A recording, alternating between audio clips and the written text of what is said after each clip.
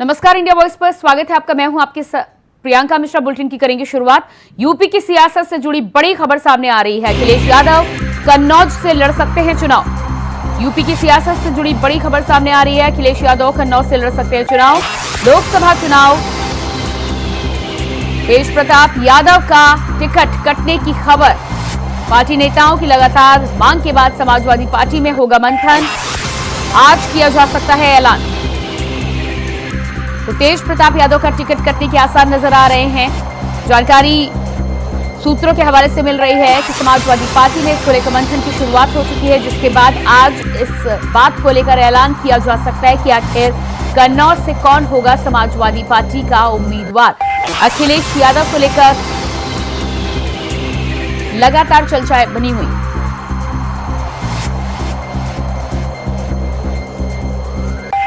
से कहे थे कि आप चुनाव लड़िए, आके आपके अलावा कोई चुनाव लड़ ही नहीं सकता कन्नौज में। और शायद उनको बड़ा घमंड था कि नहीं हम किसी को भेज देंगे, वो लड़ जाएगा, जीत जाएगा। और जबकि हमने इनको कहा था कि आप अपने सफाई से भी किसी को भेज दोगे तो भी उसकी जमानत भी जब्त हो जाएगी। अखिलेश, यहाँ से कोई लड़ ही नहीं सकता आपके खिलाफ। आप आइए, यहाँ से लड़िए। और मुझे अच्छा लग रहा है कि अखिलेश मेरे खिलाफ चुनाव लड़ने आ रहे हैं और उनका ये घमंड कि किसी को भी मेरे खिलाफ लड़ा के जिता देंगे, उनका घमंड टूट रहा है। और वो समझते थे कि यदि तेज प्रताप यादव को यहाँ से चुनाव लड़ाया तो समाजवादी पार्टी खत्म हो जाएगी और उनकी पार्टी के 80% मतदाता और कार्यकर्ता मेरे साथ खड़े हो जाएंगे। देखो, ये वही इनके कार्यकर्ता, वो जो इनके मुख्यमंत्री रहते हुए किसी ने 1 करोड़ लूटा, किसी ने 50 लाख लूटा, किसी ने कुछ कमाया, किसी ने कुछ कमाया, किसी ने मकान बना ली, दुकान बना ली। अब सत्ता से इतने लंबे समय तक बाहर हो गए हैं तो सब बिक गई हैं। अब निठल्ले हो गए हैं तो उनको लगता है कि अखिलेश यादव जी आएंगे तो उनका कुछ भला हो जाएगा। तो लेकिन खैर फर्क नहीं पड़ता। हम तो चाहते ही थे कि अखिलेश यादव जी कन्नौज से चुनाव लड़ें, तो कम से कम इनके कारनामे तो लोगों की नजरों में आए।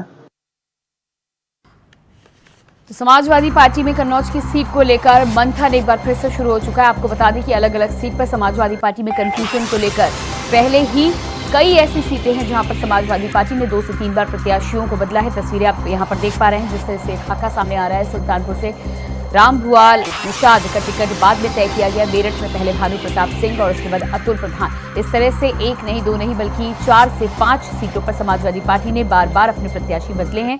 कन्नौज से तेज प्रताप यादव के ऐलान के ठीक बाद ही जिस तरह से बगावत शुरू हुई थी, इसके बाद अब अखिलेश यादव का नाम भी सामने आ रहा है। देखना होगा कि कौन समाजवादी पार्टी का उम्मीदवार बनता है। और इसी खबर पर हमारे साथ लखनऊ से संवाददाता मोहम्मद आसिफ बेग जुड़ चुके हैं। जो मोहम्मद आसिफ बेग, लगातार जिस तरह से कन्नौज सीट को लेकर तेज प्रताप यादव का नाम सामने आया था, लेकिन अब एक बार फिर से अखिलेश यादव के नाम की चर्चा हो रही है। जी बिल्कुल प्रियंका, जिस तरह से सपा प्रमुख अखिलेश यादव ने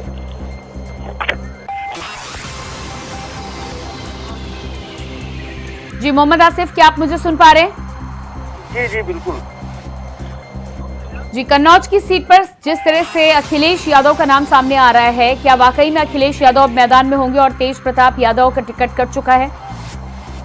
जी बिल्कुल, बता दूं कि जिस तरह से सपा प्रमुख अखिलेश यादव ने पहले जो है तेज प्रताप यादव का नाम घोषित किया और अब जिस तरह से कयास लगाया जा रहा है कि यहाँ से सपा प्रमुख अखिलेश यादव खुद चुनाव लड़ सकते हैं, तो और यह भी कहा जा रहा है कि 25 तारीख को नामांकन भी हो सकता है। और इसी बात को लेकर अब समाजवादी बीजेपी प्रत्याशी सुब्रत पाठक ने छुट्टी भी ली है और कहा है कि जिस तरह से प्रत्याशी उतार रही थी कन्नौज सीट पर, समाजवादी पार्टी इस लड़ाई रोमांचक नहीं होने वाली थी। लेकिन अगर अखिलेश यादव यहाँ से चुनाव लड़ते हैं तो जो है यहाँ की सीट काफी दिलचस्प हो जाएगी और मामला रोमांचक हो जाएगा। लेकिन अब जिस तरह से बदायूं, कन्नौज, रामपुर, मुरादाबाद, सुल्तानपुर समेत कई ऐसी सीटें हैं जहां पर टिकट बदलने को लेकर अब भी कला खत्म नहीं हुई है। सुल्तानपुर सीट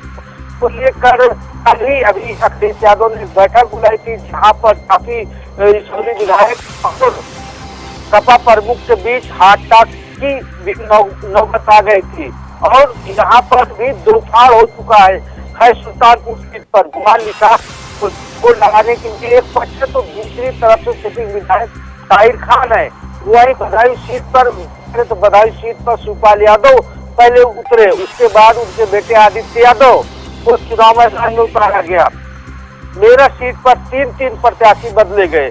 अब कन्नौज सीट पर जिस तरह से जो चर्चा हो रही है कि अखिलेश यादव चुनाव लड़ेंगे, यहाँ भी कहीं न कहीं अब बगावत परिवार में भी देखने को मिल सकती है।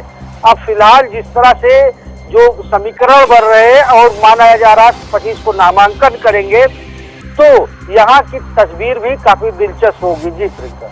जी बिल्कुल, तो जिस तरह से अखिलेश यादव के नाम को लेकर अब चर्चा की शुरुआत है, लेकिन औपचारिक तौर पर ऐलान अभी भी बाकी है। मंथन को लेकर बात सामने आ रही है। क्या लग रहा है आपको कि अखिलेश यादव, क्योंकि अखिलेश यादव का नाम पहले भी कई बार सामने आ चुका है, लेकिन नाम सामने आने के बाद कुछ दिनों बाद खबरें ये भी आती हैं कि अखिलेश यादव चुनाव नहीं लड़ रहे हैं। कन्नौज से वाकई में अखिलेश यादव मैदान में होंगे या एक बार फिर से इसे कोरी अफवाह माना जाए? जी बिल्कुल प्रियंका, जिस तरह से राजनीतिक तस्वीर बन रही है और शुरुआती दौर में यह कहा गया था कि अखिलेश यादव चुनाव नहीं लड़ेंगे, वो किसी भी सीट पर चुनाव नहीं लड़ना चाहते हैं, ऐसा सूत्रों का दावा भी किया गया था। और इसके पहले कयास लगाया जा रहा था कि आजमगढ़ सीट पर प्रत्याशी हो सकते हैं, लेकिन यहाँ पर धर्मेंद्र यादव को प्रत्याशी घोषित किया गया।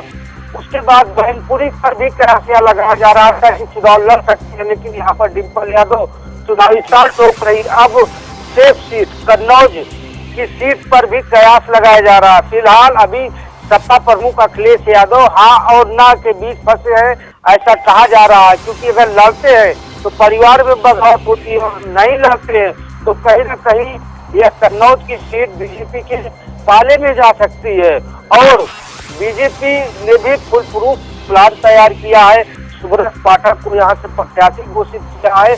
तो जिस तरह से अखिलेश यादव हाँ और ना में फंसे हैं, अगर यह भी कहा जा रहा है कि अगर अखिलेश यादव किसी भी सीट से चुनाव लड़ते हैं और उनकी हार होती है तो बड़ी किरकिरी हो जाएगी। राजनीतिक गलियारे में जो चर्चा है, इसको लेकर भी तमाम कयास लगाए जा रहे हैं कि अगर अखिलेश यादव चुनाव में उतरते हैं, अगर कहीं न कहीं जिस तरह से बीजेपी हर सीटों पर पूरी मजबूती से लड़ रही है और कन्नौज सीट पर अगर चुनाव अखिलेश यादव लड़ते हैं और उनकी हार कहीं हो जाती है, तब भी बड़ा जी मोहम्मद आसिफ, जिस तरह से आप यहाँ पर हार को लेकर जिक्र कर रहे हैं, कन्नौज से बीजेपी सांसद सुब्रत पाठक पहले ही अखिलेश यादव को चुनौती दे चुके हैं।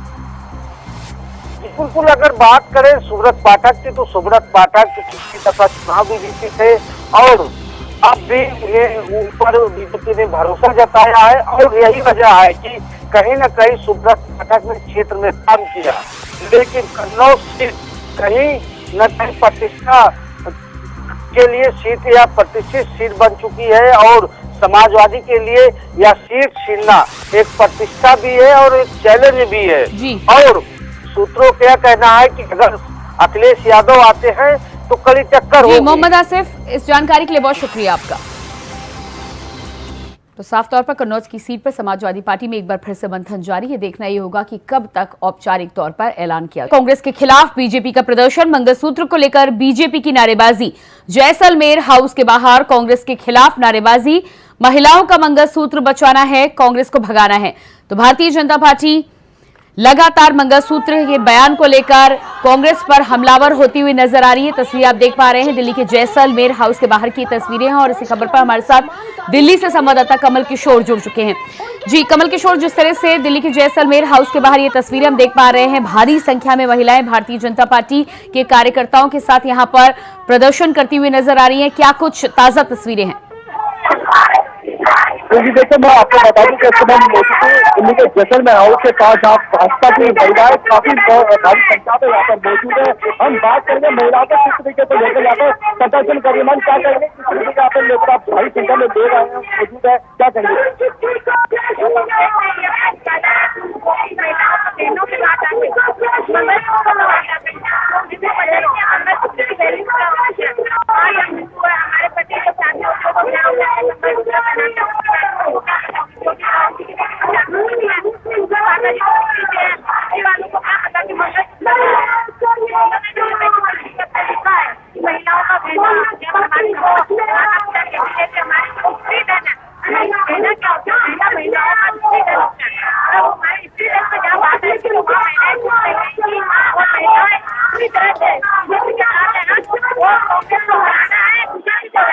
क्या आपको आपको नहीं लगता कि चुनाव से पहले जो इस तरीके की बयानबाजी सही है?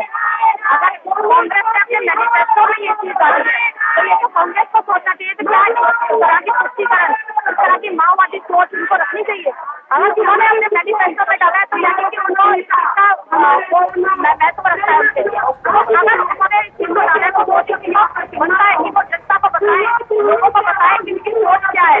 आपको पता है कि लोग जो है, जो आम आदमी है, मेरी सोच है वो अपने छोटे छोटे पैसे जोड़ के अपने लिए सोचती है। आज उनके जी बिल्कुल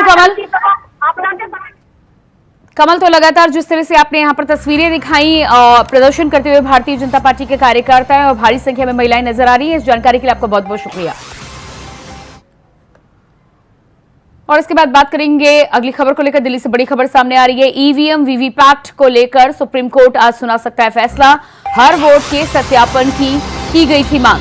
जस्टिस संजीव खन्ना और दीपांकर दत्ता की बेंच सुनाएगी फैसला। सुप्रीम कोर्ट ने 18 अप्रैल को आदेश सुरक्षित रखा था। तो दिल्ली से इस वक्त की अहम जानकारी निकलकर सामने आएगी। लगातार याचिकाओं के द्वारा ईवीएम और वीवीपैट में गड़बड़ियों को लेकर हर वोट के सत्यापन की मांग की गई थी, जिसको लेकर सुप्रीम कोर्ट ने 18 अप्रैल को फैसला सुरक्षित रखा था। दीपांकर दत्ता की बेंच आज सुनाएगी फैसला। जस्टिस संजीव खन्ना और दीपांकर दत्ता की बेंच ने मिलकर इस फैसले को सुरक्षित रखा था। तो देखना ही होगा कि आज सुप्रीम कोर्ट के द्वारा क्या कुछ फैसला इस पूरे मामले में निकलकर सामने आता है। लगातार कई चुनावों के दौरान ईवीएम की विश्वसनीयता पर विपक्ष के द्वारा सवाल उठाए जा रहे थे, जिसको लेकर लगातार ये मांग की गई थी। इसके बाद देखना होगा कि सुप्रीम कोर्ट के द्वारा आज क्या जानकारी, क्या आदेश निकलकर सामने आता है। सुप्रीम कोर्ट में सुनवाई, आज फैसले की घड़ी। 18 अप्रैल को सुप्रीम कोर्ट ने सुरक्षित रखा था फैसला। दिल्ली से इस वक्त की अहम जानकारी। हर वोट के सत्यापन की मांग की गई। ईवीएम वीवीपैट को लेकर सुप्रीम कोर्ट आज सुना सकता है फैसला। लंबे समय से राजनीतिक गलियारों में ईवीएम को लेकर सवाल उठाए जा रहे थे। ईवीएम की विश्वसनीयता पर सवाल उठाए जा रहे थे। इसके अलावा मॉक टेस्ट को लेकर भी खबरें निकलकर सामने आई थी कि भारतीय जनता पार्टी के पक्ष में ज्यादा वोट पड़ते हुए नजर आ रहे हैं, जिसके बाद से लगातार अलग अलग जगहों पर याचिका दायर की जा रही थी। सुप्रीम कोर्ट में भी ईवीएम में किए गए वोट और वीवीपैट की पर्ची की मिलान को लेकर मांग की गई है। साफ तौर पर हर वोट के सत्यापन की मांग यहां पर की गई है, जिसको सुना था जस्टिस संजीव खन्ना और दीपांकर दत्ता की बेंच ने। 18 अप्रैल को फैसला सुरक्षित रखा गया था। देखना होगा कि आज क्या कुछ फैसला सुप्रीम कोर्ट के द्वारा इस पूरे मसले पर आता है।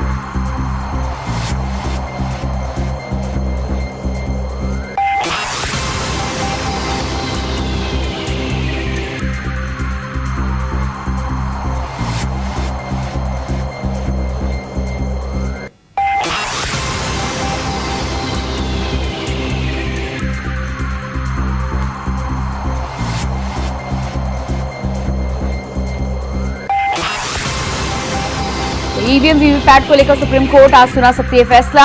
18 अप्रैल को सुरक्षित रखा गया था फैसला। लगातार कांग्रेस के द्वारा, साथ ही साथ इंडिया गठबंधन की तमाम पार्टियों के द्वारा ईवीएम की विश्वसनीयता पर सवाल उठाते हुए कई याचिकाएं दायर की गई थी, जिसको लेकर जस्टिस संजीव खन्ना और दीपांकर दत्ता की बेंच ने सुनवाई की थी। 18 अप्रैल को यह फैसला सुरक्षित रखा गया था। अब इस बात का इंतजार है कि सुप्रीम कोर्ट इस पूरे मामले में क्या फैसला सुनाएगा। लोकसभा चुनाव के दौरान पहले चरण के चुनाव पहले ही हो चुके हैं और 26 अप्रैल को दूसरे चरण के चुनाव होने हैं। 97 सीटों पर देश के अलग अलग राज्यों में चुनाव होने हैं। ऐसे में देखना होगा कि सुप्रीम कोर्ट किस तरह का फैसला सामने लाता है। और इसी खबर पर हमारे साथ दिल्ली से संवाददाता अजीत कुमार जुड़ चुके हैं। जी अजीत, जिस तरह से सुप्रीम कोर्ट आज इस पूरे मामले में ईवीएम और वीवीपैट के मसले पर फैसला सुनाने वाला है, क्या लग रहा है आपको कि 18 अप्रैल को जो फैसला सुरक्षित रखा गया था, उसके बाद आज क्या कुछ जानकारी निकलकर सामने आ सकती है? और देखिए भारत सभा चुनाव का लगातार पहले चरण के जो मतदान है वो हो भी चुके हैं और अब तमाम लोग जो है वो दूसरे चरण के मतदान के लिए जुटे पड़े। हालांकि आज दूसरे चरण के मतदान का प्रचार अभियान भी जो है वो शुरू जाएगा। तो निश्चित तौर पर कहा जा सकता है कि जहां एक और लोकसभा चुनाव का प्रचार अभियान अपने चरम पे, तो वहीं दूसरी ओर कुछ एक लगाई गई है कि जो वोटिंग होती है, जो मतदान होते हैं, उसकी जो मिलान है वो वीवीपैट पर्ची के साथ उसमें मिला न की जाए। हालांकि कोर्ट ने इस चीज को लेकर तो याचिकाकर्ता जी के बिल्कुल वकील हैं अजीत, प्रशांत भूषण। अजीत जुड़ने के लिए बहुत बहुत शुक्रिया आपका। और इसके बाद बात करेंगे अगली खबर को लेकर। दूसरे चरण का चुनाव प्रचार आज शाम 6 बजे थम जाएगा, जहां 26 अप्रैल को दूसरे चरण के लिए वोटिंग की जानी है। वहीं मेरठ की स्थानीय जनता से लोकसभा चुनाव को लेकर इंडिया वॉइस संवाददाता सादिक खान ने की खास बातचीत। 24 का आगाज हो चुका है। लगातार सभी पार्टियां अपने चुनावी मैदान में प्रचार करती हुई नजर आ रही हैं। वहीं मेरठ की बात की जाए तो 26 अप्रैल में मेरठ में मतदान है, तो सभी पार्टियों के दिग्गज मेरठ में बड़ी जनसभाएं व रोड शो करते हुए नजर आ रहे हैं। वहीं हम मौजूद हैं आज मेरठ के शेरगढ़ी में, जो दलित बहुल्य क्षेत्र है, पास में ही मुस्लिम आबादी क्षेत्र सबसे ज्यादा है। तो आज हम इन्हीं लोगों से जानने पहुंचे हैं कि क्या मेरठ का माहौल है। सबसे पहले आप ये बताएं, जिस तरह से आज मेरठ में लगातार सभी प्रत्याशी आ रहे हैं, किन मुद्दों पर आप वोट करेंगे? ऐसा कुछ नहीं है, सब बहन जी के साथ है। और मैं आपको बता दूं कि भारतीय जनता पार्टी का घमंड और अहंकार कोई तोड़ेगा तो आदरणीय बहन कुमारी मायावती तोड़ेंगे, इसमें कोई दोहराई नहीं है। ये समाजवादी भाजपा की एजेंट है, इसमें कोई दोहराई नहीं है। अभी और भी हमारे साथ लोग हैं। जिस तरह से आप देख रहे हैं कि नेता यहाँ बीजेपी प्रत्याशी हैं राम अरुण गोविल, वो जा रहे हैं। पहले लोग जाते थे प्रचार करने के लिए, हाथ जोड़ते थे, यहाँ जनता उनको पुष्प वर्षा करती हुई नजर आ रही है।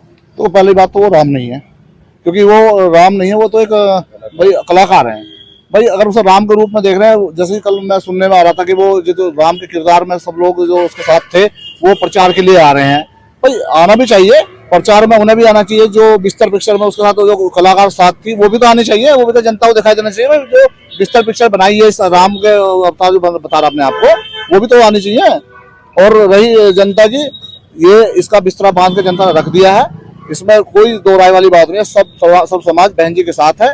और दूसरा आपने कहा दलित समाज को, बहन जी दूसरे दलित समाज को जो अखिलेश जी ने टिकट दिया है, पिछले 5 साल उसकी पत्नी जो सुनीता वर्मा जो यहाँ प्रत्याशी है, वो यहाँ 5 साल मेयर भी रही है।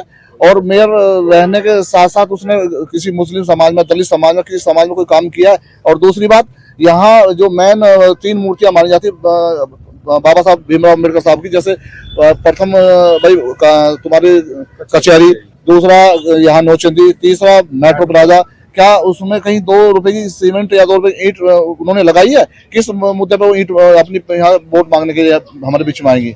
उनको वोट नहीं करेगा दलित समाज। तो क्या इस बार अखिलेश यादव के प्रत्याशी, अभी अखिलेश मेरठ भी आए थे, रैली में बता रहे हैं कि बहुत पब्लिक थी? भाई रैली तो उनकी फ्लॉप हो गई, वहाँ 500-700 आदमी से ज्यादा नहीं थे। और अखिलेश जी फिर दोबारा से पता लगा दोबारा आ रहे हैं लौट कर। भाई कहीं ना कहीं ये इनका मनोबल टूट चुका है। जैसे भाई मुख्यमंत्री जी 5वीं बार आ रहे हैं, जैसे अखिलेश जी दूसरी बार आ रहे हैं। क्या बचा? कुछ बचा है? कुछ भी नहीं बचा है। मुस्लिम समाज के कुछ जो जिम्मेदार हैं, आप ये बताएं इस बार मुस्लिम समाज का रुझान किस तरफ है? हम फिर से चाहते हैं दलित मुस्लिम समीकरण बने, और बहन जी ने इस बार बहुत ही अच्छी नीति बनाई है। इसमें आप देखिए प्रजापति समाज भी है, इसमें त्यागी समाज भी है, इसमें जाट समाज भी है, सभी समाज के वर्गों को टिकट दिया है। और मुस्लिम समाज अपना मन बना रहा है। कल की रैली में आप महसूस करेंगे, हम भी सिर्फ इसलिए खड़े हैं कि फिर से दलित मुस्लिम समीकरण बने। हमारे याकूब कुरैशी साहब को जानबूझकर उन्हें थ्रेट देकर, धमकी देकर उन्हें प्रशासन ने हराया था, और फिर भी उन पर जुल्म जास्ती हुई। हम ये जुल्म सहन नहीं करेंगे।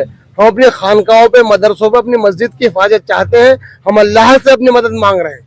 हम नहीं चाहते कि समाज बटे, समाज एक रहे। दलित मुस्लिम, त्यागी, हिंदू मुस्लिम भाईचारा, गंगा जमुना तहजीब फिर से यहाँ पे हिलोरे माने। अखिलेश यादव मेरठ आए थे, वो तो कह रहे हैं दलित और मुस्लिम पूरे। हम अखिलेश को अपना नेता नहीं मानते, हम किसी अपराधी को अपना नेता नहीं मानेंगे। जिसका भी आपराधिक इतिहास है, मैं अपने समाज से, सर्व समाज से अपील करता हूँ कि अपराधियों को संसद में भेजना बंद करो, गुंडे बदमाशों के पीछे मत भागो, संसद में नेक आदमी को भेजो।